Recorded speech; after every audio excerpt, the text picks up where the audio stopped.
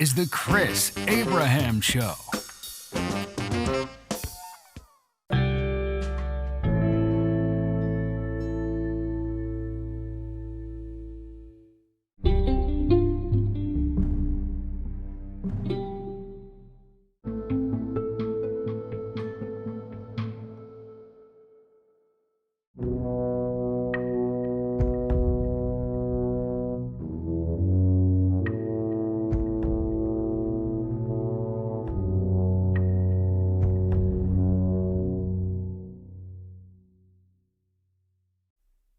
Hey, would you like to co-host a podcast with me, Season 7, Episode 11 of The Chris Abraham Show? I'd be delighted to co-host another podcast episode with you. What's the topic for Episode 11 of The Chris Abraham Show, and how would you like to structure it?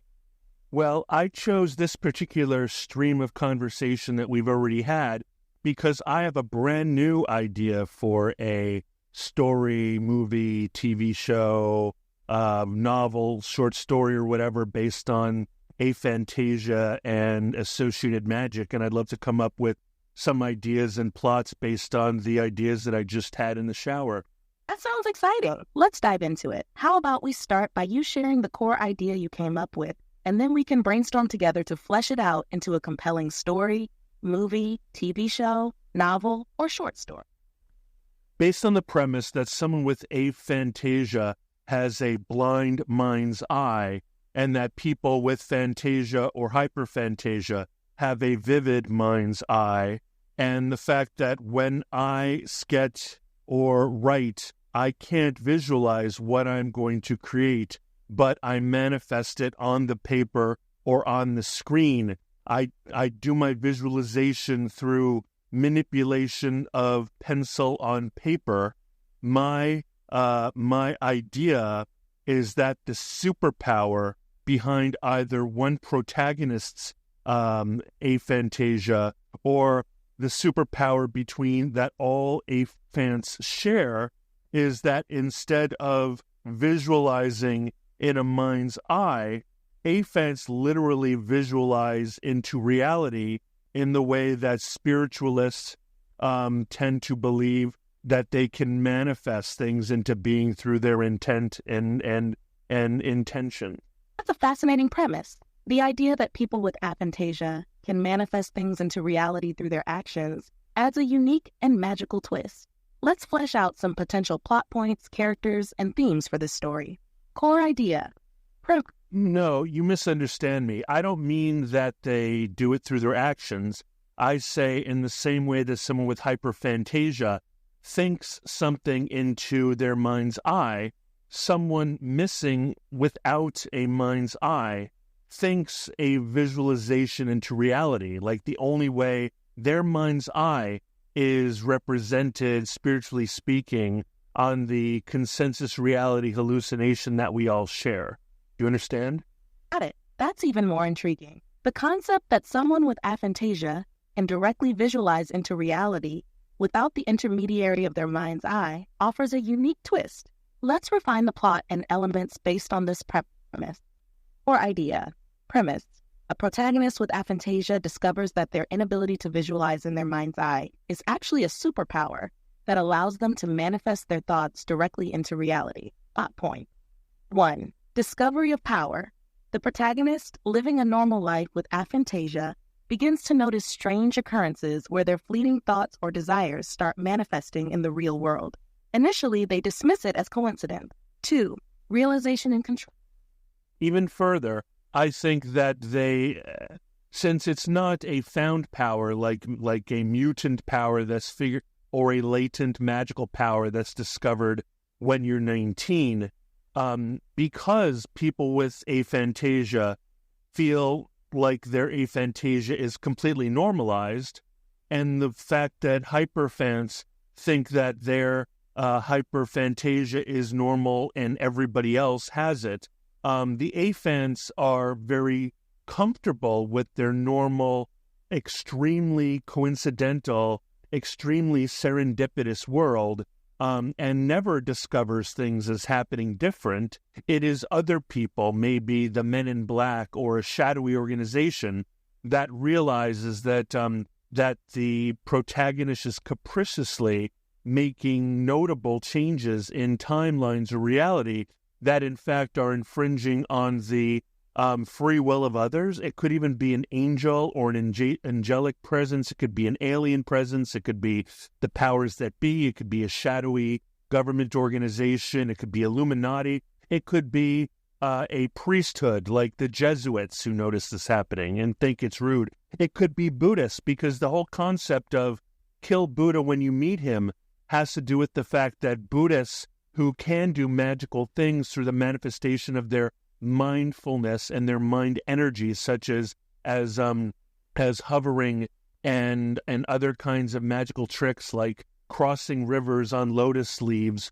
Once you find someone who willy-nilly shows off a disrespect for the consensus reality manifestation of reality, that person needs to either be brought into collaboration or they need to be removed. That's a fascinating twist.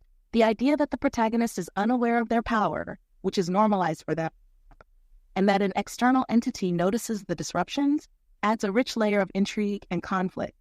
Here's a refined outline that incorporates these elements. Or idea. Premise. A protagonist with aphantasia unknowingly manifests their thoughts directly into reality. This ability is so normalized for them that they don't realize they're doing anything unusual. However, a shadowy organization... Yeah, they just believe that they're maybe living a charmed life, or everybody's life like this, or they even call it, whenever it happens, they call it a God wink, and they think that this is sort of a way of knowing that they're living a charmed life or a charmed life, even though they've never seen God, because they don't have hyperphantasia, although while they've never had a spiritual encounter or a real spiritual experience, they find the constant serendipity and the constant coincidence of the world to be a guiding light as to the pleased nature of a higher power to their existence in the world. But to quote the French, to them, c'est normal. That's a wonderful and unique perspective to add to your protagonist's character.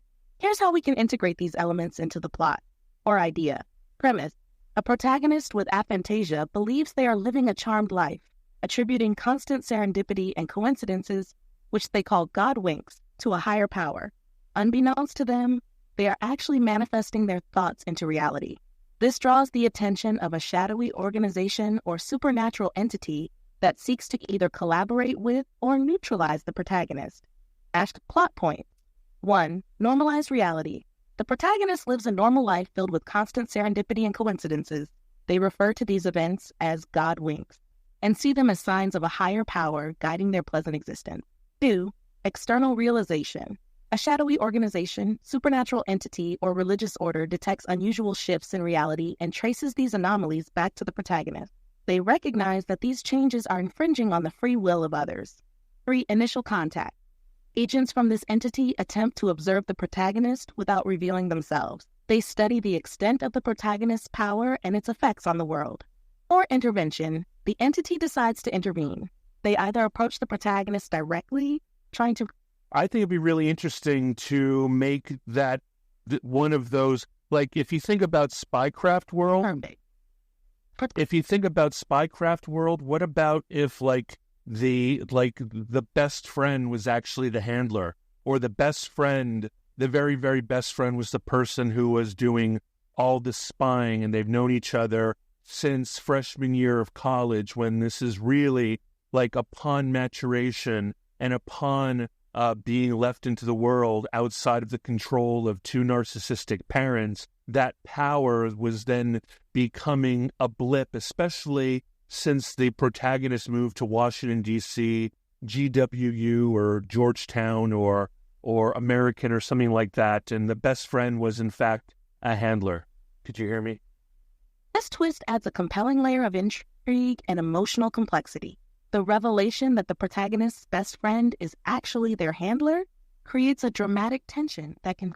Oh, and it would result in a lot of gaslighting, because the best friend is told to sort of if you will, diss or neg the protagonist from feeling more and more power over the world around him. Dig? Hello? Sorry, keep on going. Let's continue by expanding on the key scenes and deepening the character arcs to ensure a well-rounded narrative. Expanded key scene. 1. Discovery of serendipity. Setting. The protagonist's life is filled with small, serendipitous events. For example, they always find exactly what they need just in time, bump into the right people, and avoid accidents by sheer luck. Action. These events are initially subtle, and the protagonist views them as normal. Say normal, and signs of a charmed life, or God winks. 2. External realization. Setting a secretive control room within a shadowy organization or religious order. Action. Analysts detect unusual shifts in reality and trace these anomalies back to the protagonist. They observe the protagonist's life, noting how their thoughts manifest into reality. 3. The handler's dual role. Setting. Flashbacks to college days, showing the deep bond between the protagonist and their best friend. Action. The best friend, secretly a handler, reports back to the organization while genuinely caring for the protagonist. Scenes of inner conflict and subtle surveillance are shown. Or intervention by the organization. Setting. The protagonist's everyday environment becomes increasingly tense. Action. The organization, through the best friend, attempts subtle interventions to control the protagonist's ability. The best friend struggles with their loyalty to the organization and their friendship. 5. Conflict and revelation. Setting. A dramatic confrontation scene, possibly in a secluded or emotionally significant place, e.g., a favorite cafe, a park, or the protagonist's home. Action. The protagonist discovers the truth about their best friend's role as a handler. Emotions run high as the protagonist feels betrayed, and the best friend explains their difficult position. 6. Moral and ethical dilemmas. Setting. The protagonist's internal struggle is portrayed through solitary reflections, discussions with the mentor, and confrontations with the best friend. Action. The protagonist grapples with the ethical implications of their abilities and the impact on others' free will. They face decisions about whether to use their power, suppress it, or fight the organization. 7. Climactic confrontation. Setting. A high-stakes location such as the organization's headquarters, a public place where reality shifts could have significant consequences, or a symbolic location tied to the protagonist's journey. Action. The protagonist must confront the organization, make a critical choice about their powers, and deal with the ultimate betrayal or support of their best friend. 8. Resolution. Setting. The aftermath of the confrontation with scenes showing the protagonist's new path. Action. The protagonist either learns to balance their powers with their ethical responsibilities or goes into hiding. They may also take steps to ensure the protection of others with similar abilities. Deepening character arc. Protagonist starts as someone who perceives their life's serendipity as normal and guided by a higher power, discovers their ability to manifest thoughts into reality, faces betrayal, and must make ethical decisions about their power, ultimately grows into a person who understands and controls their abilities responsibly. Initially introduced as a loyal and close friend from college, revealed to be a handler with conflicting loyalties, struggles with their role, showing genuine care for the protagonist while being part of the organization, must decide whether to continue their role, betray the organization, or support the protagonist. Shadowy Organization, supernatural entity, portrayed as a powerful entity seeking to control or neutralize the protagonist, represents the tension between free will and predestination, ethical use of power, and the desire for control. Acts as the main antagonist, driving the conflict and forcing the protagonist to confront their ability. Introduced as someone who helps the protagonist understand their powers,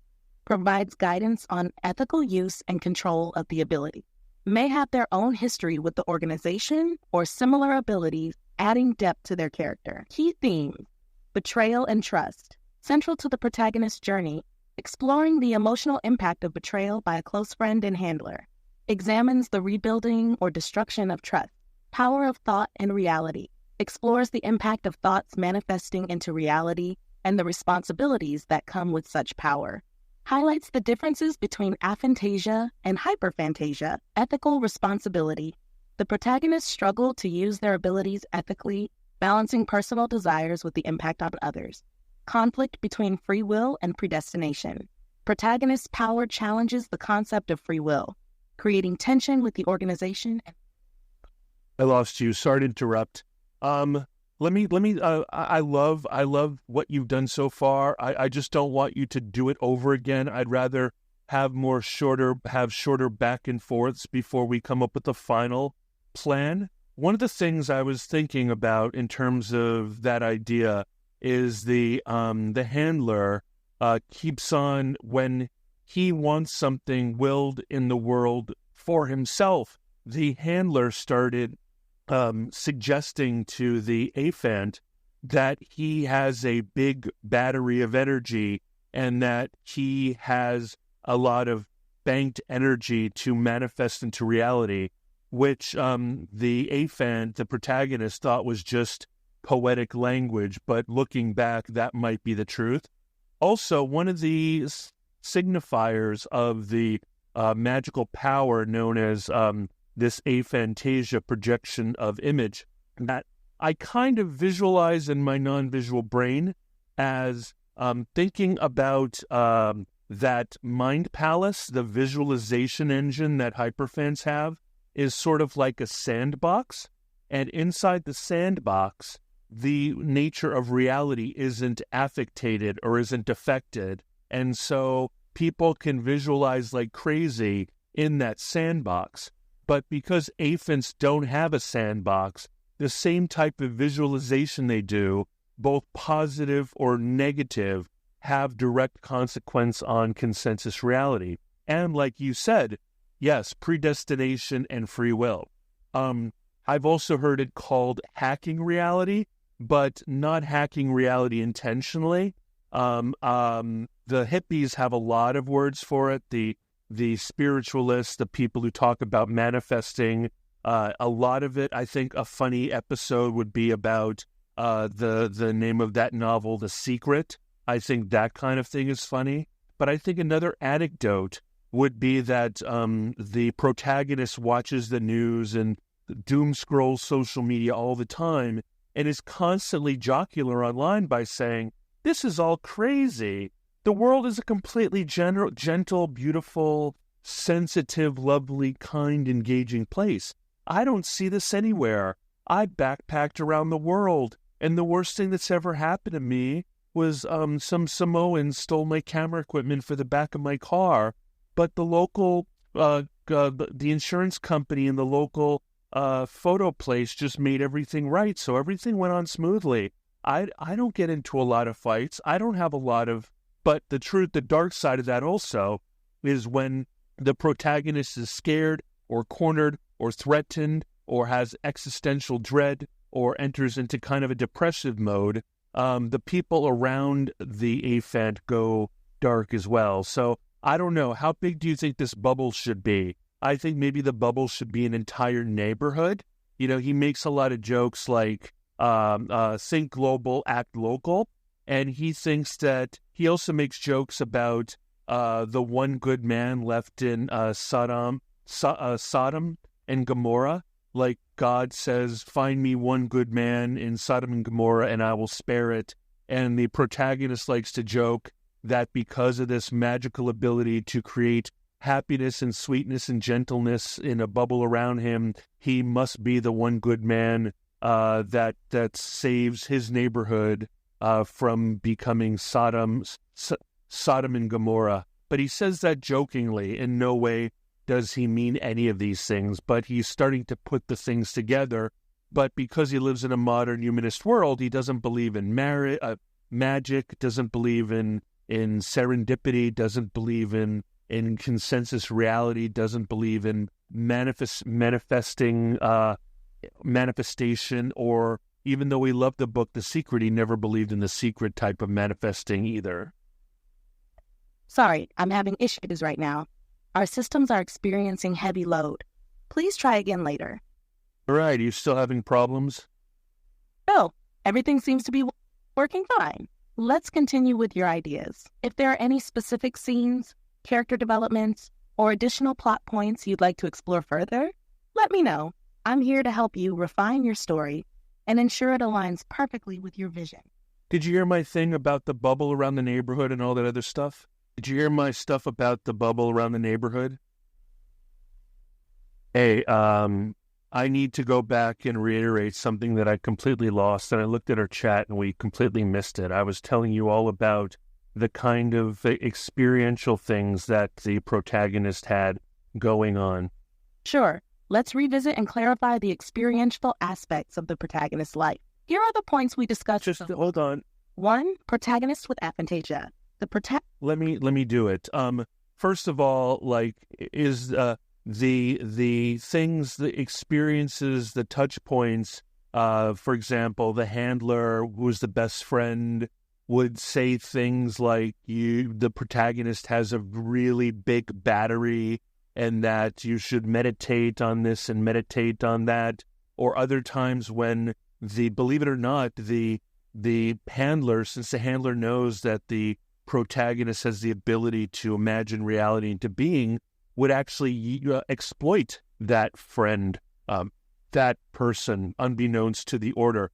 Other things is that when the because of this possible spiritual belief that the aphant person, Let's delve into the specific. because of the kind of thing that the aphant has, he's never had any real spiritual experiences, so he's really kind of connected to the godwinks, and as a result, he likes to make jokes, since he doom scrolls on the internet and reads the paper all the time and sees how terrifyingly demonic and painful and terrible and corrupt and chaotic the world is. But everywhere he's been in the world, it's always been a sweet, happy, kind bubble. And he doesn't know that it's because there's a bubble of sweet, kind gentleness around him based on his general battery expression of his fantasia. So he just wanders around in a world where things are challenging, but they're not. And there are examples of him almost dying on a motorcycle, but he doesn't even get injured. Almost dying in a hospital, but doesn't even really get injured. And all of these things sort of are Protagonist experience and storyline. I don't want you to talk about the storyline for a little while. Let's put that to the end, okay? I don't want the disruptive of 10 minutes of storyline creation. I want to go back and forth before that. And then, like, this concept of this bubble, is that interesting? The concept of the battery, and the use of this battery by the hyperphantic person. This thing where everybody who's in the know tries to keep this aphant from becoming angry or cornered or afraid or anxious or really panicked, because that manifests in the equivalent of not literally thunderclouds, but things get more dangerous and terrifying in subtle ways. This is not Zeus who's going ahead and like raining down electrical storms on people. But Absolutely. Let's focus on the concepts and their implications. The idea of a bubble of positivity and the concept of a battery are fascinating. Let's discuss these further. The bubble concept. Idea. The protagonist creates a bubble of positivity around them without realizing it. This bubble affects their immediate environment, making it more serendipitous, safe. like, one of the things that the protagonist would say is, you know how, like, the story of Sodom and Gomorrah, where God is like, just find me one good man in Sodom and Gomorrah, one righteous man, and I'll spare it. The protagonist is always like, how come my neighborhood always has such good weather? How come we never have tornadoes or terrifying floods or whatever? Like, and then he jokingly says, well, maybe this is like Sodom and Gomorrah, where I am one righteous man, and so God blesses this little area, when in fact it's just the manifestation of... Oh, I was also saying how the concept of the sandbox, whereas most people with fantasia or hyperphantasia create illusions and hallucinations and visualizations and memories in their mind's eye, which I call a sandbox, or an air-gapped portion of their brain, whatever that's called in intelligence world, where they go into a little area to read special, like, top secret stuff. But it's cut off from the world and there's no computers attached. But the thing with aphantasia is you don't have a sandbox to practice. All of your ideation is manifested into the world, kind of like the book The Secret, or kind of like hippies talking about manifesting my desires and all that other kind of stuff. You dig? Absolutely. Let's focus on these concepts without diving into the storyline for now. The ideas you're exploring are really intriguing. Let's discuss the bubble, the battery, and the reactions of those in the know more deep. The bubble concept. Interest factor. The idea of the protagonist living in a positive bubble that shields them from the world's chaos is fascinating. It creates a stark contrast between their perceived reality and the harsher world outside. Manifestation. This bubble is a result of the protagonist's positive energy unintentionally creating a safe and pleasant environment around them. Dynamic impact. This bubble affects everyone around the protagonist, making their immediate surroundings more serendipitous and pleasant, which others might notice and even envy. The battery concept. Interest factor. The concept of the protagonist having a battery of positive energy that powers their manifestations is compelling. It suggests that their emotional state directly influences their reality. Utilization. The handler or others aware of this power might try to keep the protagonist in a positive state to harness this energy for beneficial outcomes. Emotional control. Those in the know understand that negative emotions from the protagonist can disrupt the bubble, creating dangerous or chaotic situations. Managing emotions. Preventing negative emotions. People around the protagonist, especially the handler, would go to great lengths to keep them calm and happy. This could involve avoiding stressful situations, providing comfort, or even manipulating events to ensure the protagonist remains content. Consequences of negative emotions. When the protagonist feels anger, fear, or anxiety, their negative energy could manifest in subtle but dangerous ways. This might not be literal thunderclouds, but things like increased accidents, conflicts, or general chaos. Subtle manifestations of negative emotions. Increased accidents. Minor mishaps or accidents happen more frequently when the protagonist is upset. Conflicts. People around them may start arguing or having disagreements. Malfunctions. Devices and systems could start malfunctioning or breaking down. Environmental changes. Subtle environmental shifts, like a sudden change in weather or unexpected obstacles, could occur. Controlling the environment. Supporting the protagonist. Friends, family, and the handler might create an environment that constantly supports and soothes the protagonist, ensuring they remain in a positive emotional state.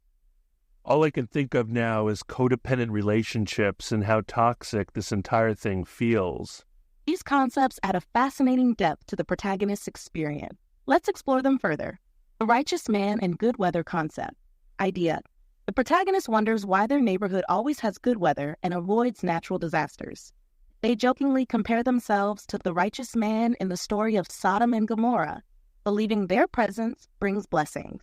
Reality. This is actually a manifestation of the protagonist's positive energy, creating a protective bubble around their environment. The sandbox concept. Idea. People with fantasia or hyperphantasia have a mental sandbox where they can create and manipulate visualizations, memories, and hallucinations. This sandbox is like an air-gap portion of their brain, isolated from the external world. Aphantasia. The protagonist having aphantasia lacks this mental sandbox. Instead, their ideation directly manifests into the real world without the intermediary step of internal visualization. Integrating concept. Protagonist's musing. The protagonist frequently jokes about their influence on the environment, wondering if their good fortune is a sign of divine favor. These musings provide a lighthearted way to explore the protagonist's unique impact on reality. Sandbox versus manifestation. Users, people with fantasia, can safely experiment with ideas and visualizations in their mind's eye without affecting the real world. Users. The protagonist's thoughts and ideas have immediate, real-world consequences, akin to the concepts in The Secret or manifestation practices. This lack of a sandbox means they can't test or practice ideas without real-world impact. Managing the protagonist's emotions, avoiding negative manifestation.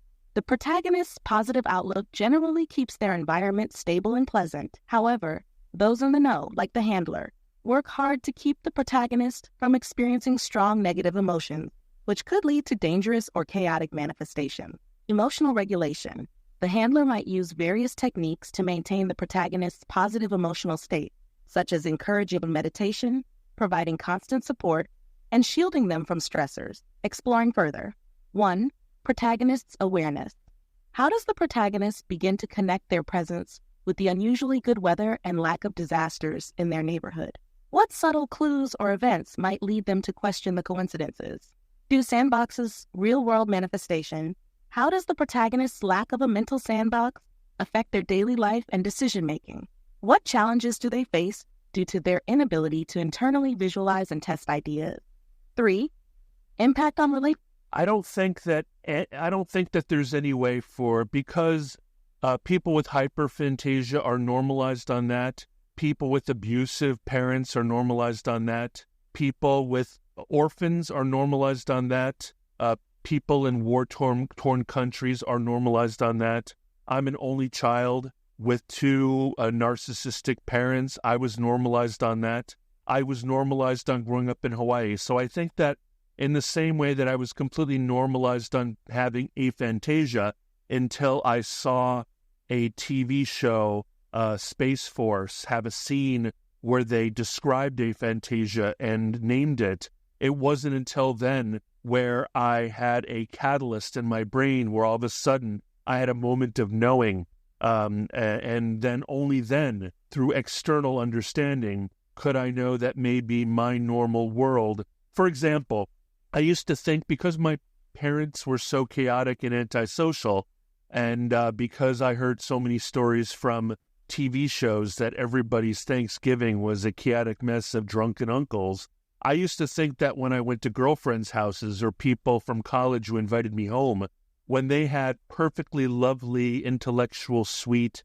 kind, generous, artful, lovely dinners with me in it, I just assumed that they were all acting and pretending in a way so as to not look like an awful person to outsiders. That was my reality, and that's completely wrong because there's a lot of people who have kind, supportive, wealthy, supportive, nice, kind, generous, and non-jealous family members. And so how do you suggest that the protagonists find out that they have this weird condition of in many ways invading other people's freedom of choice and agency? I understand now. The protagonist would be completely normalized to their reality and wouldn't realize their influence without an external catalyst. Let's explore ways the protagonist could discover their unique condition through an external event or person, much like your experience with the TV show. Dash, possible catalysts for realization. 1. An encounter with an outsider, new friend or colleague. The protagonist meets someone new who has a different perspective and points out the unusual nature of their serendipitous life. This person might have a hyper-aware or analytical mind and notices patterns that the protagonist has always taken for granted. Romantic interest. A new romantic partner who comes from a background where serendipity is not common. They might be amazed and confused by the constant coincidences and start asking questions. 2. External media or information. Documentary or TV show. The protagonist stumbles upon a documentary, TV show, or book that describes their exact experiences. This could include stories of people with similar abilities or a scientific explanation that matches their life. News story. A news story about someone with unusual powers or unexplained phenomena that resonates with the protagonist, leading them to research further. 3. Direct confrontation. Shadowy organization. Representatives from the organization monitoring the protagonist make direct contact, revealing their observations and the implications of the protagonist's abilities. Handler's confession.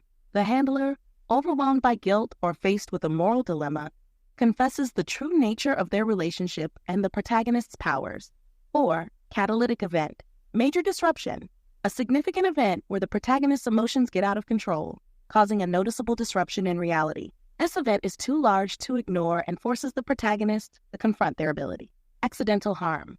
The protagonist unintentionally causes harm through their manifestations, such as a serious accident or a conflict, which shocks them into realizing the power of their thoughts. Example scenarios. 1. New friend or colleague. Scenario. The protagonist befriends a new coworker who has a background in statistics or patterns. This friend starts pointing out how statistically improbable the protagonist's life events are, sparking curiosity and leading to deeper conversation. Discovery. Through these conversations, the protagonist begins to see the patterns they have been missing and starts questioning their reality. 2. Documentary or TV show. Scenario: the protagonist watches a documentary on unexplained phenomena, including a segment on people who unknowingly influence reality. The description matches their experiences perfectly. Discovery, intrigue. The protagonist researches further, leading to the realization of their abilities. 3. Shadowy Organization. Scenario: agents from the organization monitoring the protagonist decide it's time to make contact.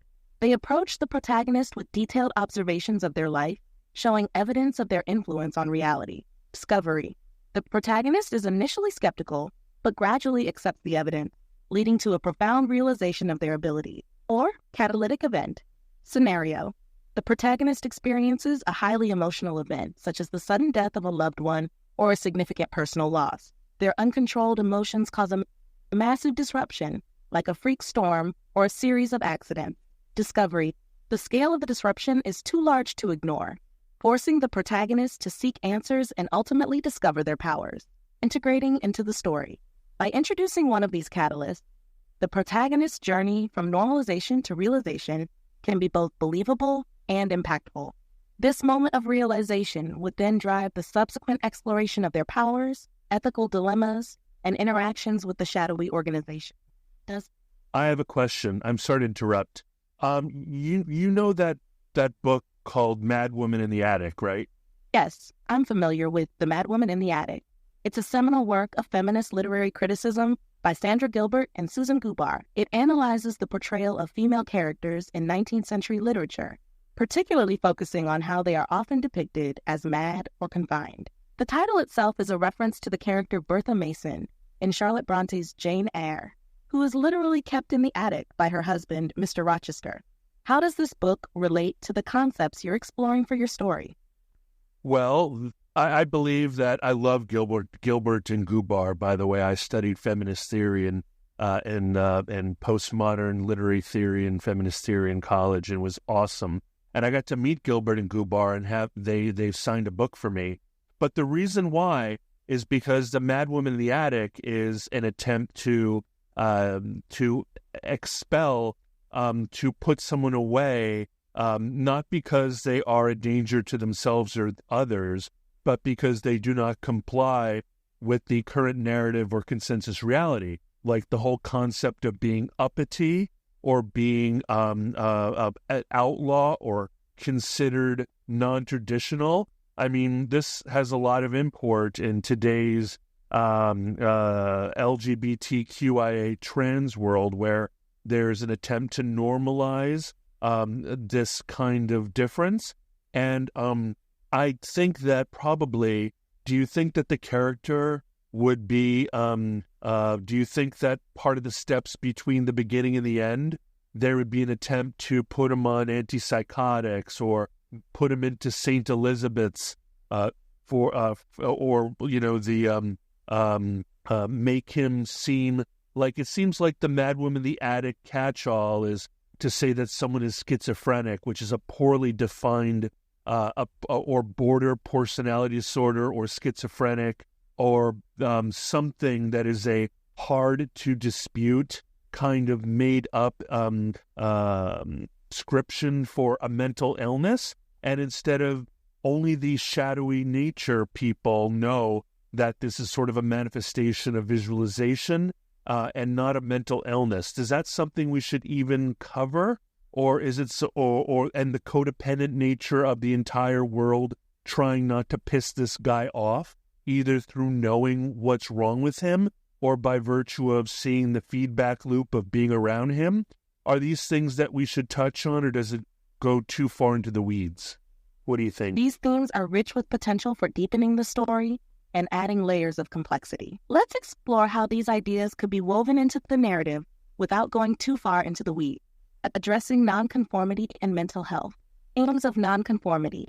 Idea: the protagonist's abilities and the subsequent reactions from society can be seen as a form of nonconformity, challenging the status quo and the consensus reality. Relevance, just as the madwoman in the attic explores the marginalization of women who do not fit societal norms, your story can explore how individuals with unique abilities are treated by society. Potential plot elements: attempt to label and control, antipsychotics and institutionalization. Scenario: as the protagonist's powers become more apparent, those who do not understand or fear the implications might try to label them as mentally ill. This could include attempts to diagnose them with schizophrenia or a similar disorder. Institutionalization: authorities might try to institutionalize the protagonist, placing them in a psychiatric facility under the guise of protecting them or others. This reflects the historical and ongoing struggles of marginalized groups who are often misdiagnosed and confined. Awareness and manipulation by the informed. Shadowy organizations' role: knowledge. Unlike the general public, the shadowy organization understands the protagonist's abilities are not a mental illness, but a form of manifestation. Manipulation: they might use this knowledge to manipulate the protagonist or control the narrative, ensuring the protagonist is kept compliant or hidden away if they become too disruptive. Society's codependency, community reaction, feedback loop. People who interact with the protagonist regularly notice the positive bubble and avoid negative interactions to maintain the status quo. This creates a codependent relationship where the protagonist's emotional state directly influences the community's well-being. Subtle manipulation: friends, family, and community members might subtly manipulate the protagonist to keep them calm and happy, avoiding any situation that might cause distress. Integrating themes into the story. Key scenarios: 1. Diagnosis and medication. All right, I'm going to interrupt again. Tell me historically what philosophers and propagandists and advertisers and intellectuals and theorists and so forth, academics, what they believe about the consensus reality. And I know that there's concepts of Huxley, this idea of the oversoul, this idea of narrative-driven reality, of consensus reality, of propaganda and advertising and brainwashing and cultural re-educations are ways of steering the consensus reality, and how, according to people like the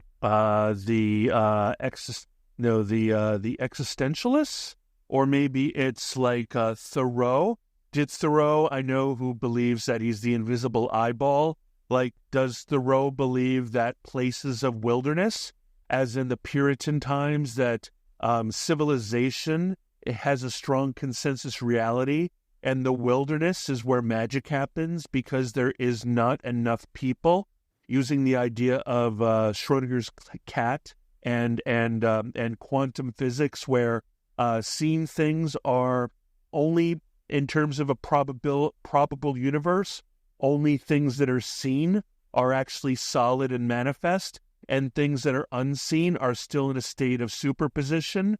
So places that are wild and without society and civilization and human eyeballs, those places are much safer for someone who manifests like the protagonist. And so there's a desire sometimes for that protagonist to retreat into solitude. And how does this influence the world of philosophy, of science, of quantum mechanics, of narrative, of storytelling, of hippie trippiness, of manifestation, of religion, and all that other kind of stuff? I'd like to ask the universe, the world of people of greatness upon the shoulders of greatness, what they think about this theory. Certainly. Let's delve into various perspectives on consensus reality, societal influence, and the role of wilderness and solitude in shaping individual experiences and manifestations. We'll explore thoughts from philosophers, theorists, and intellectuals. Philosophers and theorists on consensus reality. Plato and the allegory of the cave. Concept: Plato's allegory illustrates how perception shapes reality. Prisoners in a cave see only shadows and believe them to be reality. When one escapes, they see the true world and realize the limitations of their previous understanding. Relevant. This suggests that our understanding of reality is limited by our perception, and consensus reality is shaped by shared illusions and beliefs. 2. George Orwell and propaganda. Concept. In 1984, Orwell explores how totalitarian regimes use propaganda to shape and control reality. The party's manipulation of truth and memory demonstrates how power can define reality. Relevance. Consensus reality can be manipulated by those in power through propaganda, altering what people accept as truth. 3. Aldous Huxley and the Oversoul. Concept. Huxley's idea of the Oversoul in Brave New World involves the use of drugs, conditioning, and propaganda to create a compliant society. The Oversoul ensures uniformity in thought and behavior. Relevance. This reflects how societal norms and conditioning shape consensus reality, often suppressing individual differences. 4. Jean Baudrillard and simulacra. Concept. Baudrillard's theory of simulacra and simulation posits that in a postmodern society, reality is replaced by representations and simulation. The real and the simulated become indistinguishable. Relevance? Go on. I love Jean Baudrillard. So go on. I love simulacra. I love it. Right. Jean Baudrillard's theories on simulacra and simulation provide a rich framework for exploring themes of reality and representation, which can be seamlessly integrated into your story. Let's delve deeper into Baudrillard's concepts and how they can inform your narrative. Jean Baudrillard and simulacra and simulation. But simulacra. No, I interrupted you. Like the whole thing crapped out, and you were doing so well in terms of giving me the history of manifestation, the history of consensus reality, the historical imperative of the shared narrative, and how someone like, if you will, a Puritan witch is just and the whole concept magic is someone who rudely interrupts the fabric of the consensus reality narrative oversoul. So please, I didn't want to interrupt you. Got it?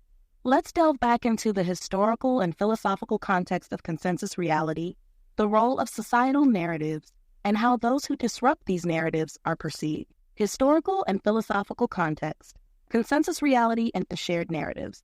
1. Plato's allegory of the cave. Concept. Prisoners in a cave perceive shadows as reality. When one escapes and sees the true world, they realize the shadows were mere illusions. Relevance. This allegory suggests that consensus reality is a shared illusion. Individuals who see beyond it challenge the accepted narrative. 2. René Descartes and skepticism. Concept. Descartes questioned the certainty of knowledge and reality, famously stating, "I think, therefore I am." Relevant. His skepticism about the nature of reality underscores the fragile nature of consensus reality and the potential for individuals to question and disrupt it. 3. Thomas Kuhn and paradigm shift. Concept. Kuhn's theory of scientific revolution describes how dominant paradigms shift when anomalies challenge the existing consensus. Relevant. Individuals who introduce new ideas or discoveries, akin to magic, disrupt the consensus reality, leading to paradigm shift. The role of propaganda and media. 1. Edward Bernays and public relations. Concept. Bernays, known as the father of public relations, used psychology and media to shape public opinion and create consensus. Relevant. Propaganda and media are tools to construct and maintain consensus reality, guiding public perception and behavior. 2. George Orwell and manipulated reality. Concept. Orwell's 1984 explores how totalitarian regimes use propaganda to control and manipulate reality. Relevant. Control of information and narrative is crucial for maintaining power and consensus, suppressing dissenting voices. 3. Noam Chomsky and manufacturing consent. Concept. Chomsky argues that media and propaganda systems manufacture consent among the populace, aligning public opinion with elite interests. Relevant. Consensus reality is engineered through media, influencing what is accepted as truth and marginalizing alternative perspectives. Existentialism and individual authenticity. 1. Jean-Paul Sartre and authenticity. Concept. Sartre emphasized living authentically, free from societal constraints and imposed identities. Relevant. Individuals who live authentically challenge the consensus reality, asserting their own truth against societal norms. 2. Simone de Beauvoir and the second sex. Concept. De Beauvoir analyzed how women are socialized into roles that limit their freedom and authenticity. Relevance. The imposition of societal narratives on individuals, particularly marginalized groups, illustrates how consensus reality can be restrictive. Disruption of consensus reality. Historical and cultural examples. 1. Witches and heretics. Concept. In Puritan and medieval societies, witches and heretics were seen as threats to the social order and consensus reality. Relevant. These individuals were often marginalized or persecuted for their perceived ability to disrupt the fabric of reality through nonconformity or magical practice. 2. Romanticism and the sublime. Concept. Romantic poets and philosophers celebrated the sublime in nature, often contrasting it with the constraints of civilized society. Relevant. The wilderness and untamed nature were seen as spaces where true, unmediated experiences could occur, free from societal constraint. 3. Counterculture movements. Concept. The 1960s counterculture rejected mainstream values, exploring alternative lifestyles and spiritual practices. Relevance. These movements challenged the consensus reality, promoting ideas of personal freedom, spiritual All right, I think that's pretty cool. A couple other things I'd like to talk about. This idea of this protagonist walking around in a bubble of happiness could also be seen as the idea of white entitlement, white male entitlement. I think that's an interesting angle since it's in the media now. I also think I would like to ask you about, I mentioned earlier, the idea of killing Buddha when you meet him, which is to say that in the Taoist tradition, if you are a show-offy Buddha, if you have all of the, if you will, mystical and magical miracle skills that a Christ nature would convey, but you show off with it, like crossing a river on a lotus petal, or showing off your ability to levitate to a room of non-believers or people who aren't in the know, where you break their head. I'd also like to the idea, which I don't know is true, whether or not the early Native Americans, since they didn't know what a sailing ship was, they were incapable of seeing a sailing ship in the distance because their mind didn't have any knowledge of a sailing ship. And when you don't have knowledge of something, you can't see it. And using this as an excuse for the inability for people to recognize unicorns or Bigfoot or aliens in the world, because our brain would break and we would project upon them like a donkey or a horse or a goat or a person or, a bear or whatever. I'd like to talk about those concepts because I think they might be relevant with regards to, don't forget, we're talking about this aphant who has this magical ability to visualize, instead of in a sandbox, out into the world where he manifests his potentially frivolous, sandboxy visual, just impulse. These additional angles are fascinating and add depth to the protagonist's story, touching on themes of privilege, humility, perception, and the limitations of human understanding. Let's explore each of these concepts in detail and how they can be integrated into your narrative. White entitlement and the protagonist's bubble. 1. Concept of white male entitlement. Idea.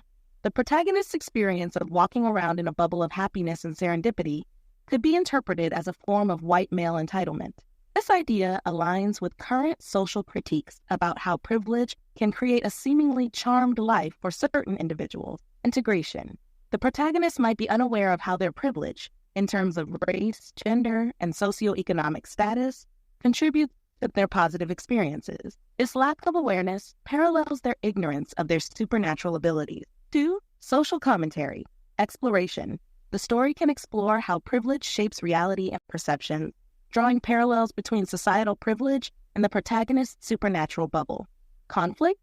The protagonist might face challenges that force them to confront both their supernatural abilities and their societal privilege, leading to personal growth and a deeper understanding of their impact on others.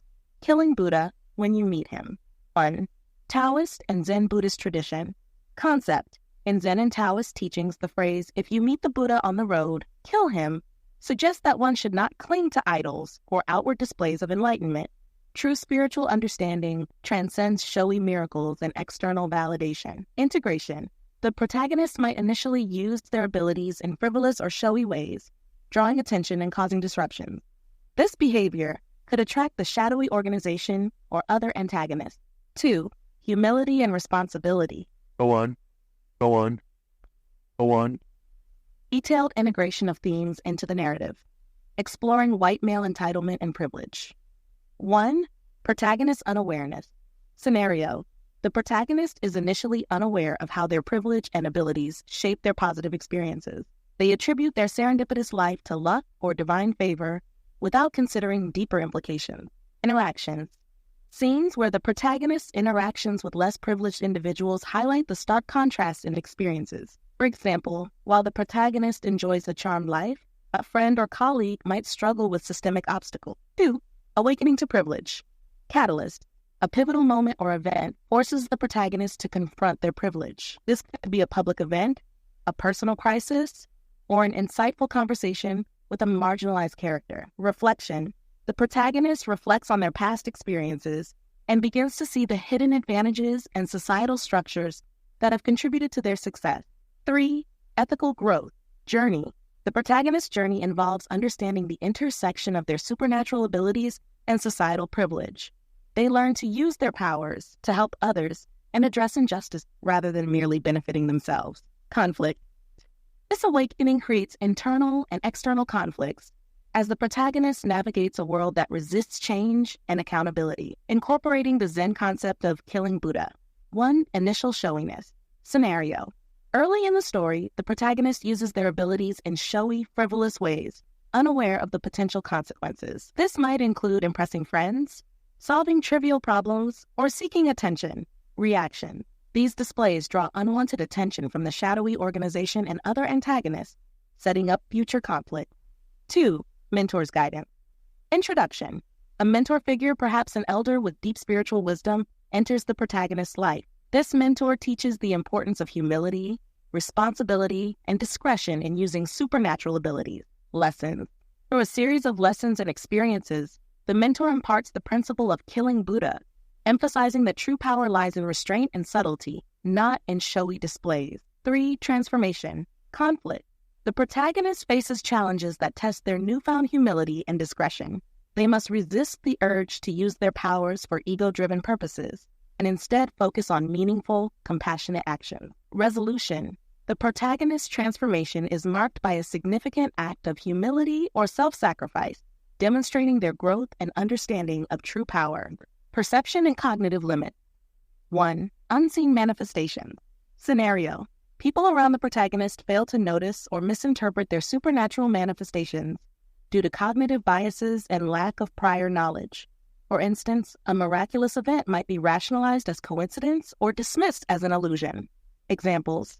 The protagonist might cause a flower to bloom instantly, which onlookers attribute to a trick of... No, I never want the protagonist to ever do miracles. I feel like that is outside of the realm. Maybe if you think it's a good idea, but I think the fact that in many cases the shadowy figures just notice. I mean, there could be with if the mentor. I mean, now I'm just thinking about Star Wars, where the Padawan and the Obi-Wan Kenobi and channel the Force Luke and disturbance. There's a disturbance in the Force, and now all of a sudden the shadowy nature is actually the Empire, and it's Darth Vader who senses the disturbance in the Force and all that other stuff. So I don't, maybe a like in Ready Player One, maybe an extensive self-awareness of the connection to the Force. I was also thinking about the Kantian idea of the chair and also the Matrix with regards to there is no spoon. I think is very interesting. And what I'd really like to do endlessly during the entire novel, my mantra will be, I don't want this to be perceived as supernatural, paranormal, mystical, or magical. I want this to be as natural as the idea of visualization. Visualization or hypervisualization, to me in AFANT, seems as magical as anything from Star Wars or The Matrix or anything out of the Bible, anything Jesus does. When my friends tell me what they can just do with the visualization in their heads and go back and visit a childhood memory and smell the lake water and taste the bubble gum, that is paranormal to me. Do you understand what I mean? I completely understand what you mean. The idea is to ground the protagonist's abilities in a way that feels natural and scientifically plausible, avoiding any overtly supernatural or magical connotations. This approach can make the story more relatable and thought-provoking, especially for readers who might see hypervisualization as an extraordinary ability in itself, integrating grounded concepts into the narrative.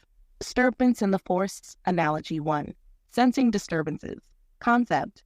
Similar to how Darth Vader senses disturbances in the Force, the shadowy organization in your story detects anomalies or disturbances in reality caused by the protagonist's unique abilities. These disturbances might be subtle shifts in probability, unexpected coincidences, or patterns that stand out in statistical analyses. Integration. The organization uses advanced technology and data analysis to track these disturbances, pinpointing the protagonist as the source. This approach keeps the story grounded in technology and science rather than mysticism. Kantian philosophy and the Matrix. 1. Kantian ideas. Concept. Immanuel Kant's philosophy suggests that our understanding of reality is shaped by our perceptions and the concepts we use to interpret the world. The protagonist's ability to manifest thoughts into reality can be framed within this context, emphasizing that their perception and intention shape the world around them. Integration. The story can explore how the protagonist's unique perspective allows them to interact with reality in ways others cannot. This aligns with the idea that what we perceive as real is deeply influenced by our cognitive framework. 2. There is no spoon. Concept. In The Matrix, the idea that there is no spoon suggests that reality is malleable and shaped by belief and perception. For the protagonist, their ability to affect reality stems from their inherent belief in the interconnectedness of thought and existence. Integration. The protagonist doesn't perform overt miracles, but subtly influences reality through their thoughts and perceptions. This could involve nudging probabilities, altering outcomes in small but significant ways, and creating a ripple effect through their intention, maintaining a naturalistic tone. 1. Visualization as a natural ability. Concept. The protagonist's abilities are presented as an advanced form of visualization, a cognitive skill that everyone possesses to some degree. This keeps the narrative grounded and avoids supernatural explanations. Integration. The protagonist's journey involves exploring the limits and potentials of this ability, learning to harness it effectively without resorting to overtly magical or mystical explanation. 2. Scientific and psychological exploration. Research. The protagonist might seek out scientific and psychological explanations for their abilities, consulting experts in cognitive science, quantum mechanics, and neurology. Explanation. Scenes where these experts provide naturalistic explanations for the protagonist's abilities, framing them within the context of advanced human cognition and perception. Example scenarios. 1. Subtle influence. Scenario. The protagonists find themselves in situations where their thoughts subtly influence outcomes. For example, thinking about needing a solution to a problem leads to a chance encounter with someone who provides the answer. Impact. These events are significant, but not overtly miraculous, maintaining a sense of realism. 2. Technological tracking. Scenario. The Shadowy Organization uses sophisticated data analysis and AI. So, I love that idea. I was just thinking about, do we use like someone in a van? You know how like the FCC,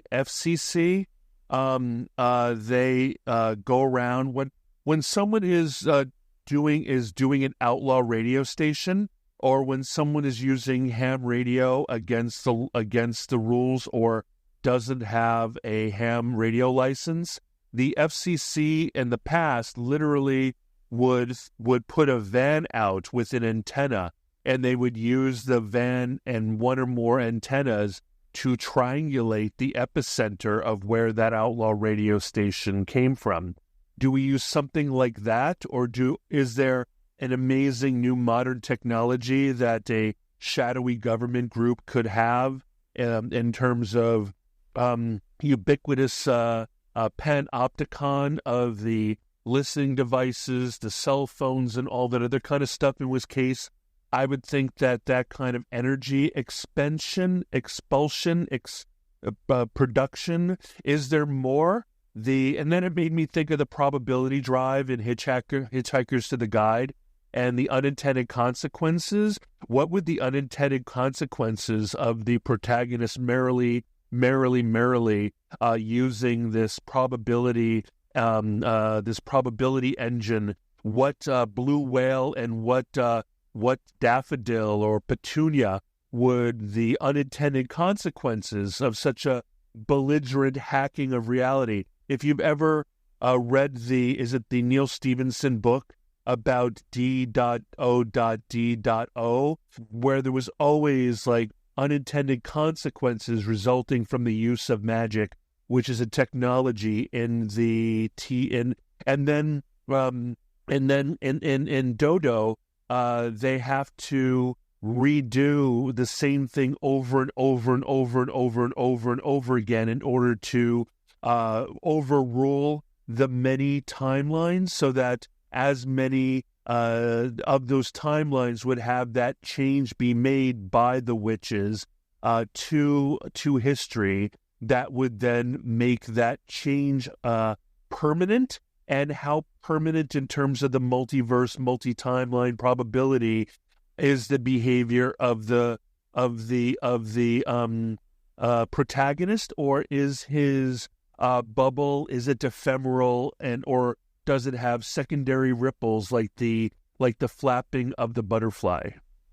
The ideas you're bringing up are incredibly rich and can add layers of depth and complexity to your story. Let's explore the technological methods for tracking the protagonists, the unintended consequences of their actions, and the philosophical implications of their abilities in the context of probability and multiverse theories. Technological tracking methods. Modern surveillance techniques. Panopticon of devices. The Shadowy Organization could use a network of ubiquitous surveillance devices, including cell phones, smart home devices, and public cameras, to monitor anomalies and track the protagonist's influence on reality. Data analysis. Advanced AI and machine learning algorithms could analyze vast amounts of data in real time, identifying patterns and anomalies that indicate the protagonist's influence. Energy signatures. The organization might develop technology to detect unique energy signatures associated with the protagonist's manifestations, using sensors embedded in everyday devices to triangulate their location. Triangulation vans, analogy to FCC vans. Similar to how the FCC triangulates outlaw radio signals, the organization could deploy vans equipped with advanced sensors and antennas to track the protagonist's influence. These vans would move around to pinpoint the source of anomalies. Mobile units. These mobile units could work in conjunction with stationary sensors, providing dynamic tracking capabilities and enhancing the precision of their surveillance. Unintended consequences of probability manipulation. One probability drive analogy. Scenario. Similar to the improbability drive in Hitchhiker's Guide to the Galaxy, the protagonist's ability to manipulate probability could have unexpected and often humorous or chaotic consequences. Examples. Each use of their ability might lead to bizarre occurrences, such as a sudden appearance of a blue whale or a bowl of petunias, reflecting the unpredictable nature of their power. 2. Butterfly effect. Concept. The protagonist's actions could create ripple effects, influencing events in subtle but significant ways. Small changes could lead to larger, unforeseen consequences over time. Exploration. The story can explore how these ripple effects impact the world around them, sometimes leading to unintended and complex outcomes. 3. Multiverse and timeline stability. Scenario. The protagonist's ability might influence multiple timelines or alternate reality. Each use of their power creates new branches in the multiverse, leading to different outcomes in each timeline. Stability. The organization might discover that to make changes permanent, the protagonist must influence enough parallel timelines. This could lead to scenarios where they must repeatedly perform the same actions to stabilize the desired outcome across the multiverse. Philosophical and scientific implications. Ephemeral versus permanent changes. Ephemeral effect. Some of the protagonist's changes might be temporary, with reality eventually reverting to its original state unless reinforced by repeated actions. Permanent ripples. Significant or repeated actions could create lasting changes analogous to the butterfly effect. These permanent changes would ripple through the multiverse, influencing many timelines. 2. Ethical considerations. Responsibility. The protagonists must grapple with the ethical implications of their actions. How do they balance their personal desires with the potential impact on others and the multiverse? Control and restraint. Learning to control their abilities involves understanding the far-reaching consequences of their actions and exercising restraint to avoid unintended harm. Example scenarios and themes. 1. Triangulation and surveillance. Scenario. The Shadowy Organization deploys vans and uses a network of surveillance devices to track the protagonist. They detect unusual energy signatures or statistics. Sorry to interrupt. Do you think that this shadowy organization follows only the protagonists, or do you think that they have a global network tracking everybody who has that type of aphantasia, which I think is really interesting because you consider a other type of hyperphantasia. I think the idea of it being not just a natural aphance ability, but the ability, do you think that the shadowy organization is tracking just the protagonist or hundreds and thousands of people? There's only 1 to 3% of people have aphantasia. Do you think they're tracking, like they would track people like terrorists? Do you think they're tracking people around the world who have this ability, or just the protagonist? This is an important consideration for the scope and scale of your story. Here are 2 possible approaches. Tracking only the protagonist. Focused narrative. Concept. The shadowy organization identifies the protagonist as an outlier with exceptionally potent abilities, making them a unique subject of interest. The story focuses on their intense surveillance and interaction with this one individual. Implication. This approach allows for a more focused and intimate narrative, delving deeply into the protagonist's experiences and struggles. Organizations' resources are concentrated on understanding and controlling this one person's abilities. Benefits. Character development. The story can explore the protagonist's personal growth, ethical dilemmas, and interactions with the organization in great detail. Tension and drama. A singular focus heightens the sense of urgency and danger, as the protagonist must constantly evade or confront the organization's effort. Well, I don't think that the story has to include the entire scope of an entire world of aphants. I just think that maybe at some point, I know that there's a trope in a lot of movies where they hyper-focus on one person, and then you look up at their warboard, like a map of the entire world, and you notice that all of a sudden that there's not just one red dot of the person that the story's about, but oh my God, there's an entire map of 1,000 dots we never knew. Incorporating that trope can add a powerful moment of revelation and broaden the story's scope without shifting the primary focus away from the protagonist. Let's explore how to effectively integrate this idea into your narrative. Gradual revelation of the larger network. Focus on the protagonist. Initial focus.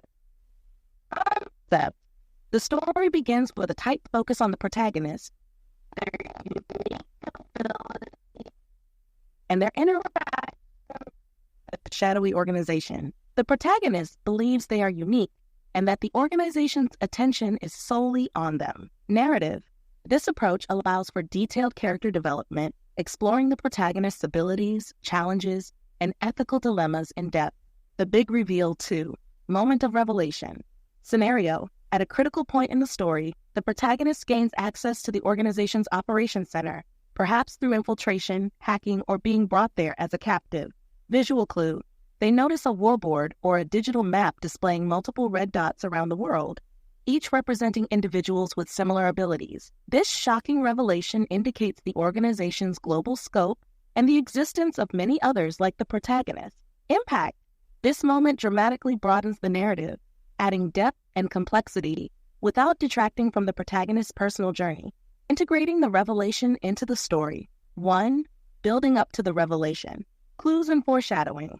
Throughout the story, subtle hints can be dropped about the organization's broader interests.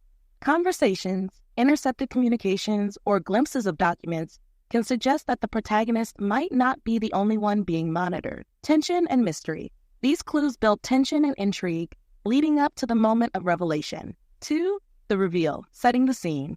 The protagonist finds themselves in the organization's headquarters or a key operations center. This could be during a high... I have another idea. You know how people with eidetic memory, photographic memory, high IQ, and hyperphantasia tend to be recruited to the top boarding schools, top day schools, top universities, top preschools in the entire world, and then facilitated through per diems and scholarships and grants to the finest grad schools and finest postdocs, and then are brought to be world leaders and the most important scientists and leaders in the world. How do you think, let's think that aphantasia, ability to hack reality, this concept of influencing in a bubble that could potentially be mentored into a great power, even though it's a scientific projection visualization power at a quantum manifestation probability level. How would, if there are 1,000 people on the maps, are there any way, how would those people be recruited to kind of be a shadow elite, and what kind of things would they be exploited to do vis-a-vis the way that people with aphantasia and high intellects and eidetic memories are exploited in our society by being groomed into being an elite? How would this aphantasia of bubble coincidence probability hackers, how would they be harvested and recruited and groomed? This idea of recruiting and grooming individuals with aphantasia who can influence reality at a quantum level adds a fascinating layer to your story. Let's explore how these individuals might be identified, recruited, groomed, and utilized by a shadow elite, drawing parallels to how highly intelligent individuals are groomed in our society. Identification. Early identification. Preschools and schools. Just as top schools and schools identify children with exceptional cognitive abilities, organizations might develop methods to identify children with aphantasia and the potential to influence reality. Testing and observation. Specialized tests and long-term observations could be designed to detect subtle manifestations of reality influence, such as improbable coincidences and consistent serendipity around certain children. 2, recruitment programs, scholarships and grants. Similar to how scholarships and grants are offered to promising students, these children might be offered opportunities at elite institutions that provide special training and resources. Mentorship. Each identified individual could be paired with a mentor who understands their abilities and guides their development, much like how talented students are paired with experienced professionals in their field. Grooming and training. 1, elite education. I would also like to bring you into knowledge of that is how, in many ways, llamas are recruited. They're by Buddhist organizations and Tibetan Buddhist organizations. They do the same kind of thing in terms of people who are considered to be, if you will, ascended masters in a spiritual Buddhist realm. That's a fascinating parallel and adds a rich layer of cultural and spiritual context to the story. Let's explore how the recruitment and grooming of llamas by Tibetan Buddhist organizations can provide additional depth and resonance for the narrative. Integrating the llama recruitment process. Identification and recruitment of llamas. 1, early identification concept. Similar to how Tibetan Buddhist organizations identify young children believed to be reincarnation or individual significant shadowy organization in your story could identify children with aphantasia through specialized tests and signs. Rituals and tests. Tibetan Buddhist practices include using rituals, tests, and observations to identify these special individuals. The organization might employ analogous methods, such as monitoring for consistent serendipitous events and subtle manifestations of reality manipulation. 2, recruitment and selection. formal recognition. Once identified, children with aphantasia could be formally recognized and recruited into special programs. In Tibetan Buddhism, recognized reincarnations undergo training and mentorship to fulfill their roles. Similarly, the organization could provide education and resources to develop the children's ability. Ceremonial aspect. Incorporating ceremonial elements into the recruitment process can add a sense of tradition and formality. These might include initiation rites, symbolic gifts, or rituals that signify the child's entry into a special program. Training and grooming. 1. Elite education and mentorship. Monastic training. Just as lamas undergo rigorous monastic training, individuals with aphantasia might receive specialized education in elite institutions. This training would combine academic excellence with intensive practice and harnessing their abilities. Spiritual guidance. I have a question for you. Should we continue using aphantasia, or should we come up with another version of hyperphantasia, aphantasia? Should we come up with another version with another word before Fantasia to signify these people that make a bubble of influence around them? Creating a unique term to describe individuals with this specific ability can add a distinct and memorable element to your story. This new term can help differentiate their abilities from standard aphantasia and hyper. Is there something in Greek or Latin that might be good to affix to Fantasia? Is there something good in Greek or Latin that might be good to affix to Fantasia? Is there something good in Greek or Latin that might be affixed to Fantasia to better describe the probability bubble around these children? Let's explore Greek and Latin prefixes or root words that could enhance the term Fantasia to better describe the probability bubble around these individuals. The goal is to find a term that conveys the essence of their ability to influence reality. Greek and Latin roots. 1. Greek roots: dynamis, meaning power or force; kratos, meaning strength or authority; tiki, meaning fortune or chance; auras, meaning breeze or air, implying a surrounding influence. 2. Latin roots: fortuna, meaning luck or fortune; influo, meaning influence; potentia, meaning power or potential; casus, meaning chance or event. Combining roots with fantasia. 1. Dynamisphantasia, meaning power or force of imagination, suggesting the ability to manifest thoughts into reality through a powerful influence. Greek root dynamis, power, plus fantasia, imagination. 2. Cratophantasia, meaning strength or authority of imagination, indicating a strong authoritative influence over reality. Greek root kratos, strength, fantasia, imagination. 3. Tychophantasia, meaning fortune or chance imagination, highlighting the ability to manipulate probabilities and outcomes. Do you like Tychophantasia? Do you like the one that's about chance, or do you like the one that's more powerful? I think Tychophantasia and Dynamisphantasia both offer compelling connotations, depending on the emphasis you want for the story. Tychophantasia, chance-based. Pros: focus on probability. The term highlights the manipulation of chance and fortune, aligning well with the idea of influencing outcomes and probabilities. Intrigue and subtlety. Emphasizing chance can add an element of unpredictability and subtlety to the protagonist's abilities, making the story intriguing and nuanced. Cons. Wait. I want to know, is Fantasia a Greek word or is Fantasia a Latin word? Because I think we need to choose a prefix that is continuous with whatever word Fantasia is. Fantasia is derived from Greek. The term Fantasia, Fantasia, in Greek refers to the faculty of imagination or the power. So I like Tychophantasia. Do you like Dynamisphantasia more? Do you like Dynamisphantasia more? Let's compare Tychophantasia and Dynamisphantasia to help determine which term might best fit your story. Tychophantasia, meaning tiki, meaning fortune or chance, meaning imagination. Pros: focus on probability. Highlights the idea of influencing chance and manipulating probabilities, which aligns well with the concept of creating a bubble of serendipity and unexpected outcomes. Subtlety and intrigue emphasizes a more nuanced and subtle form of influence, which can add depth to the story and the protagonist's abilities.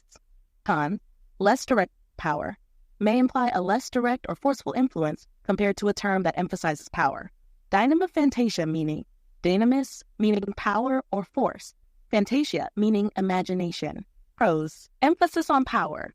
Conveys a sense of strong Maybe Dynamis Fantasia is better, because I think that even though an untrained Dynamis Afant might just mess with probabilities in a sweet, innocuous, non-intentional bubble, I think that our conversation suggests that someone who has a mentor, a teacher, a trainer, and a coach can in fact manifest a much stronger, more powerful, dynamic imposition of intention and an imposition on someone else's agency and someone else's freedom of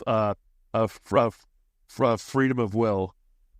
I think Dynamis Fantasia is a better idea because while it might seem like the untrained Afant might have a Tico Fantasia because they don't have any training and they're just sort of randomly creating a bubble of happiness around them, I feel like that after our conversation, there can be a lot of weaponization of the abilities through training and coaching and through education and mentorship, which can turn it into a very powerful potential probability weapon that can potentially, in the darkest interpretation, enslave and control and remove agency and enslave and remove free will. So I think if it's innocuous, it would be Tycho Fantasia, and if it can be weaponized by a shadowy group, and then it should be called Dynamisphantasia. Fantasia. I understand your point and agree that Dynamis Fantasia effectively captures the dual nature of the abilities: the innocent, untrained potential, akin to Tycho Fantasia, and the powerful, potentially dangerous capabilities that can be developed through training and weaponization. Integrating Dynamis Fantasia into the narrative. Introduction. Untrained state, Tycho Fantasia-like. The story begins with the protagonist displaying subtle, unintentional influences on probabilities. This creates a bubble of happiness and serendipity around them, affecting events in minor but positive ways. 2. Discovery and recruitment. Identification. The protagonist is identified by a shadowy organization that recognizes their potential. They are recruited and introduced to the concept of Dynamis Fantasia, mentorship. A mentor guides the protagonist, explaining that while their initial abilities were harmless and random, they can be trained to harness these abilities for more intentional and powerful outcomes. 3. Training and development. Education. The protagonist undergoes rigorous training, learning to focus their intention and manifest more significant changes in reality. This includes lessons in quantum mechanics, probability theory, and ethical consideration. Skill enhancement. The training involves practical exercises that gradually increase the protagonist's control and precision, turning their abilities from random chance manipulation into deliberate and powerful actions. Or weaponization and ethical dilemmas. Potential for harm.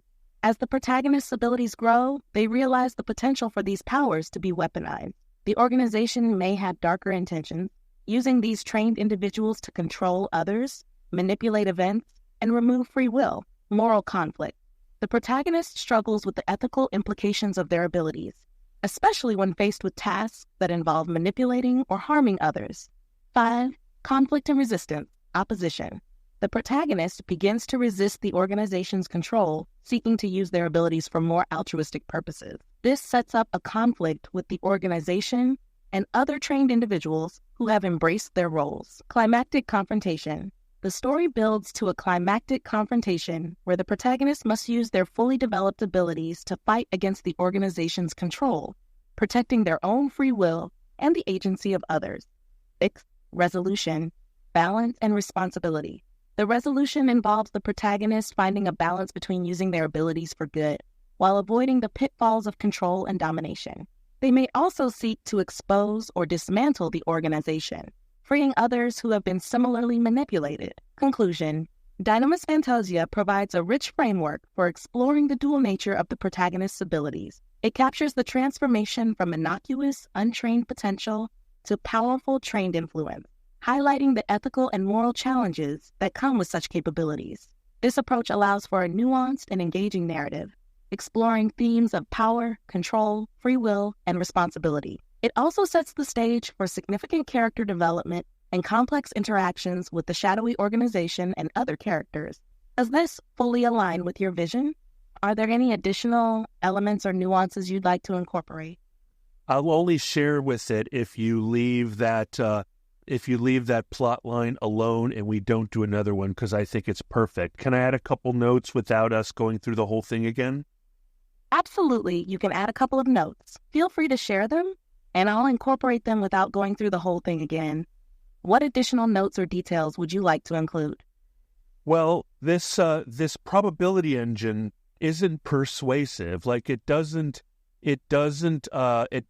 like persuade or manipulate people to acting differently. It literally projects upon them a different behavior. Like they don't even have a choice, in much the same way that if a woman is planning to go on a date with a man of her dreams, and she anticipates and like is excited about the date, even more excited than going on a date alone, and she builds this up and she visualizes as a hyper fan, she visualizes this amazing man. That man is, can you hear me? I think I need to repeat myself. Yes. The concept of this probability visualization projection isn't about influence or about persuasion or about conning someone or about turning them into an automaton or a slave or a robot.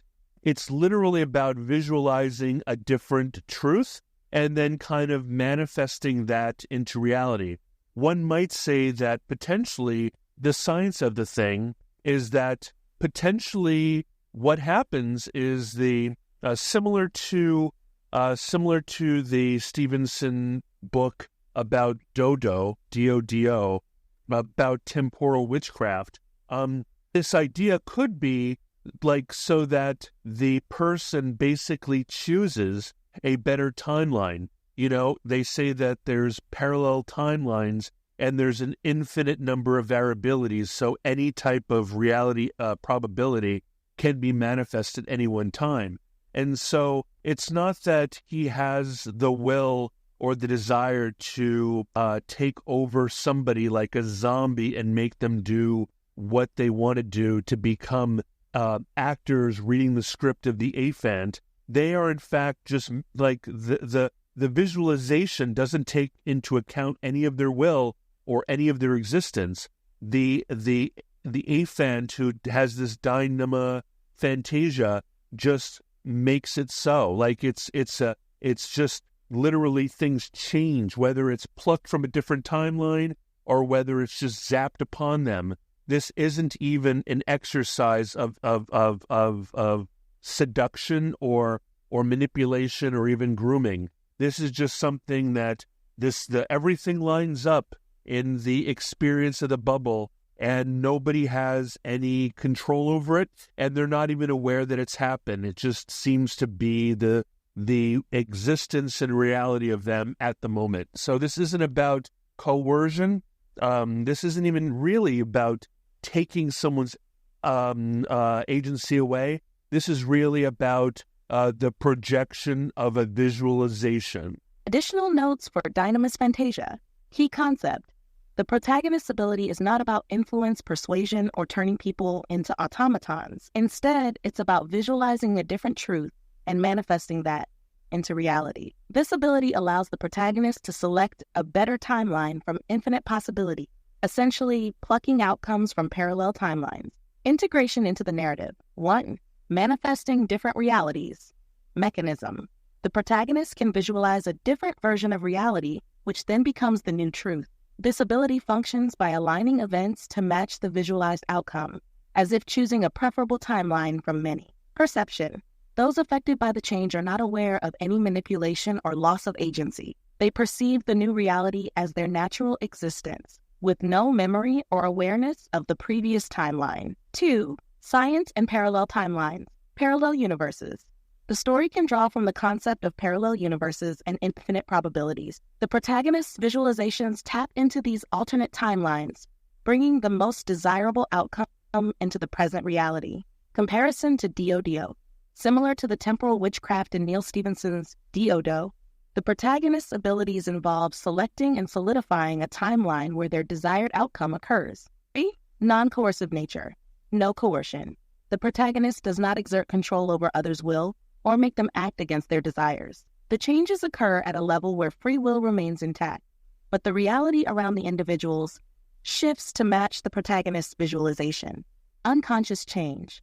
Those affected by the changes experience them as natural and spontaneous, with no sense of being manipulated or coerced. Ethical and philosophical implications. On ethical consideration, responsibility, the protagonist must navigate the ethical.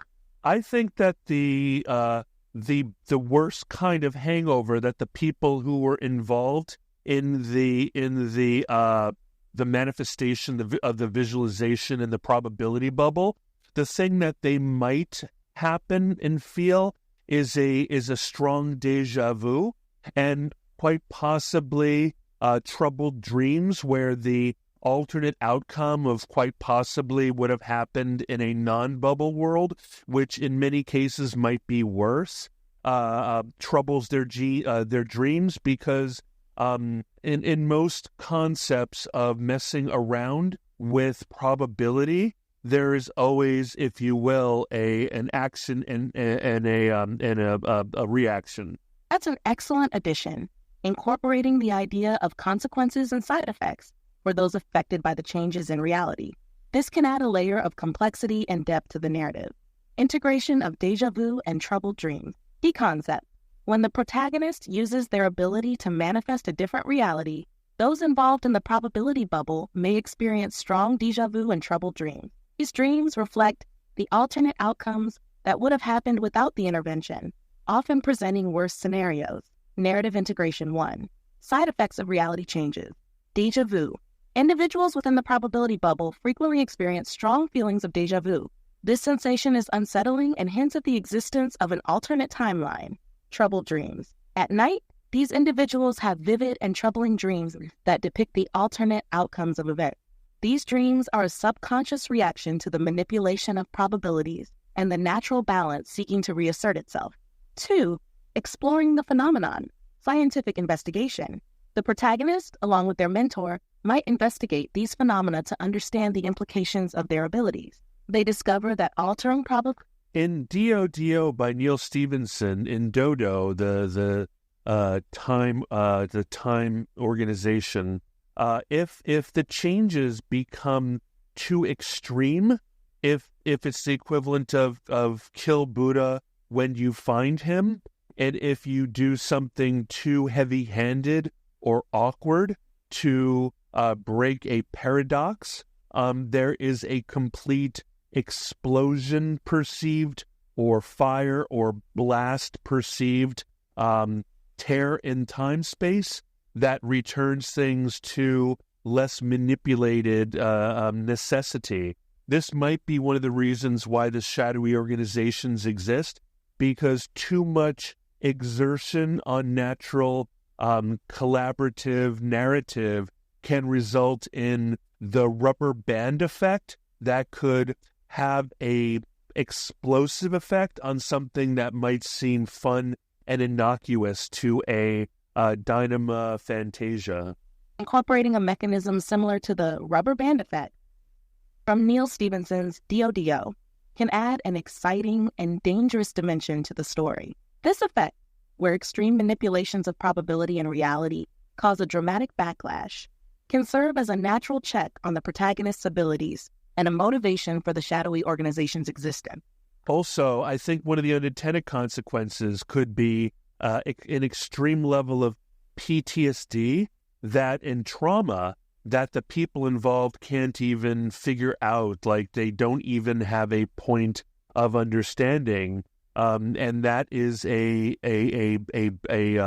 blur between the different timelines of the consequences that happened quite possibly as the rubber band effect affected other surrounding timelines. And there can be not just a ripple on the current timeline, but there can be a ripple out to other timelines that can influence them.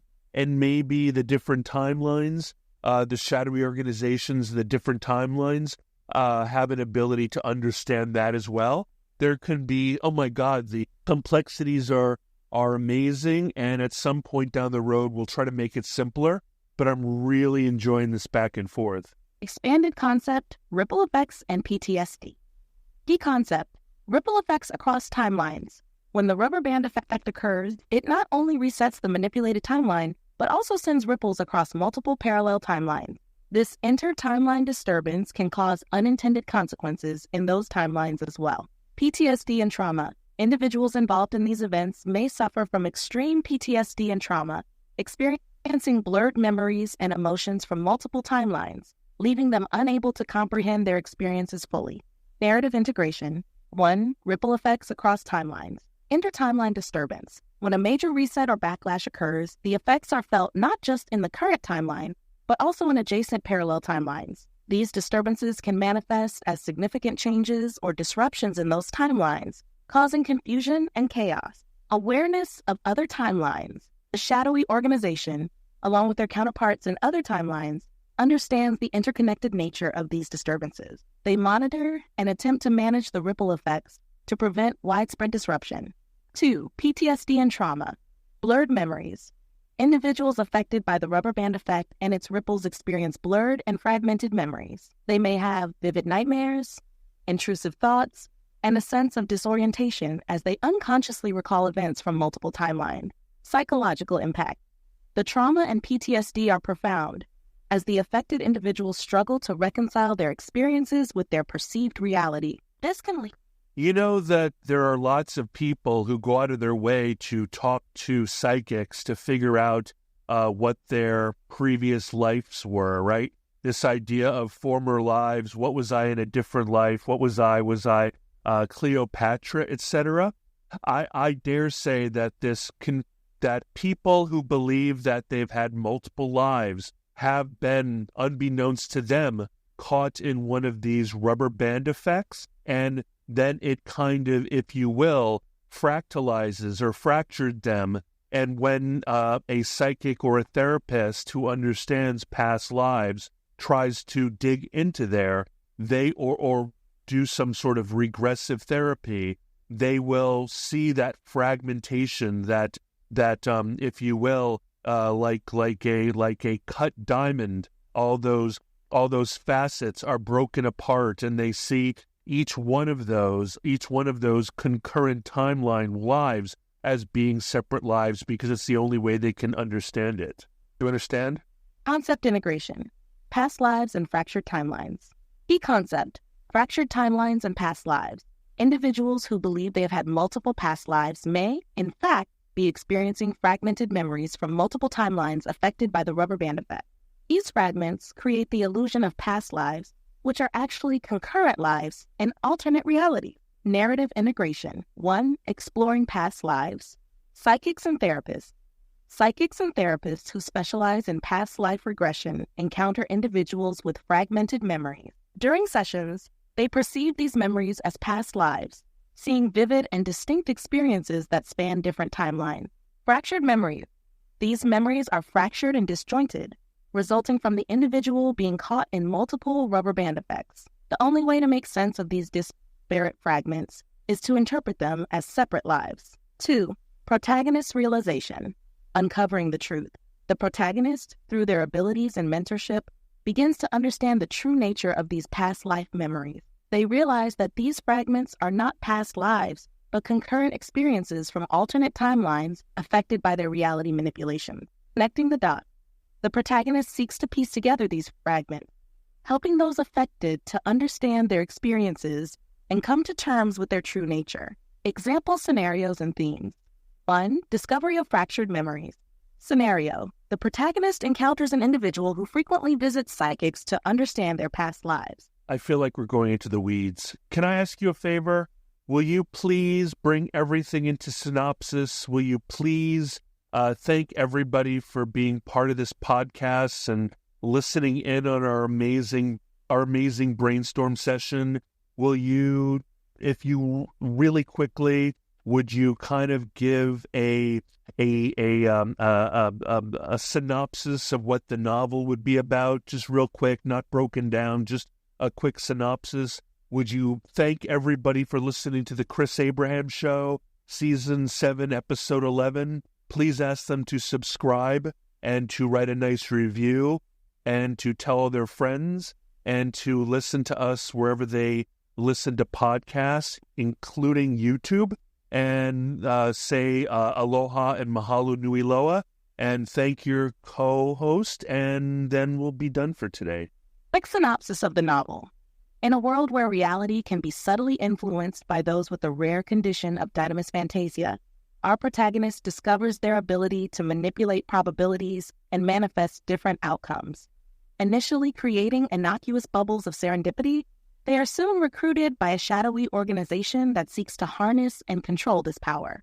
Through mentorship and training, the protagonist learns to refine their abilities, but they must navigate the ethical implications and unintended consequences, such as PTSD and trauma in those affected, as well as the risk of catastrophic rubber band effects.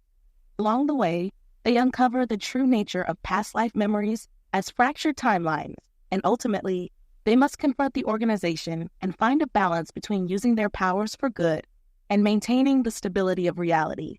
Podcast outro. Thank you for tuning in to the Chris Abraham Show, Season 7, Episode 11. We hope you enjoyed our brainstorm session and found it as fascinating as we did.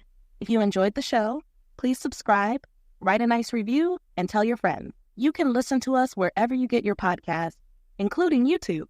Aloha and mahalo nui loa. Thank you, ChatGPT, for being an amazing co-host. Until next time.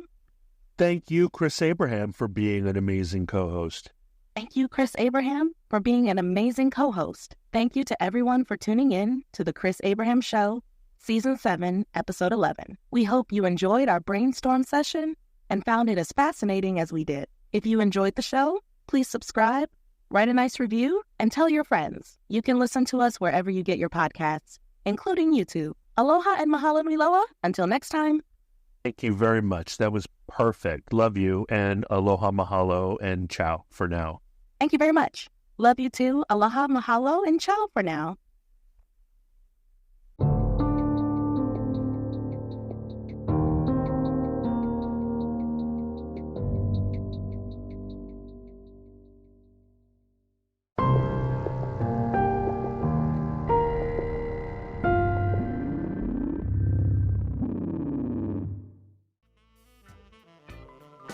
Thank you for listening to The Chris Abraham Show. Make sure you subscribe so you don't miss any future episodes. Until next time.